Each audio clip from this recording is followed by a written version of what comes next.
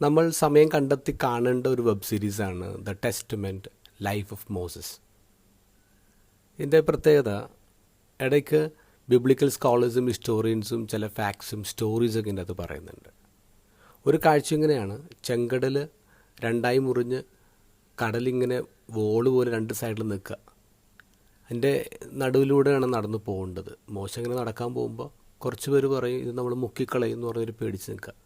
പക്ഷെ മോശ ധൈര്യമായിട്ട് നടക്കുന്നു, അവർ പുറകെ നടക്കുന്നു. ആ സമയത്ത് മാലാഖ ദൈവത്തോട് ചോദിക്കുന്നുണ്ട്, നീ ഈ ആൾക്കാരെയാണോ രക്ഷപ്പെടുത്താൻ പോകുന്നത്? All humans are garbage, they are all the same എന്ന് പറയും. അപ്പോൾ ദൈവം പറയും, നീ ഒരു കാര്യം മിസ് ചെയ്ത്. എന്താ?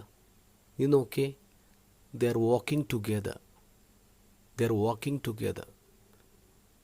ഏറ്റവും വലിയ പ്രത്യേകതയായിരുന്നു ഇസ്രായേൽ ജനതയുടെ മരുഭൂമിയിൽ വലിയ വലിയ വിഷയങ്ങളൊക്കെ അവർ തമ്മിലുണ്ടായിരുന്നു, പക്ഷെ അവർ ഒരുമിച്ച് നടന്നു എന്നുള്ളതാണ്.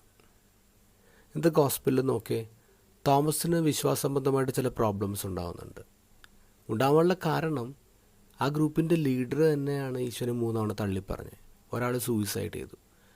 അപ്പോൾ തോമസിന് സ്വാഭാവികമായിട്ടൊരു ട്രസ്റ്റ് ആ ഗ്രൂപ്പിൽ പോവാണ്. പക്ഷെ ആ ഗ്രൂപ്പിന് വിട്ടുകളഞ്ഞില്ല തോമസ് ഗ്രൂപ്പിലേക്ക് വന്ന് ചേരാണ്. ആ സമയത്താണ് ഈശോ കയറി വന്ന് ശക്തിപ്പെടുത്തുന്നത്.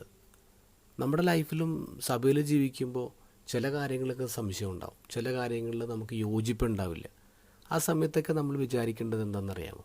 നമ്മൾ ചിന്തിക്കേണ്ടത് we should walk together, we should stick together. അത് ദൈവത്തിൻ്റെ ആഗ്രഹമാണ്.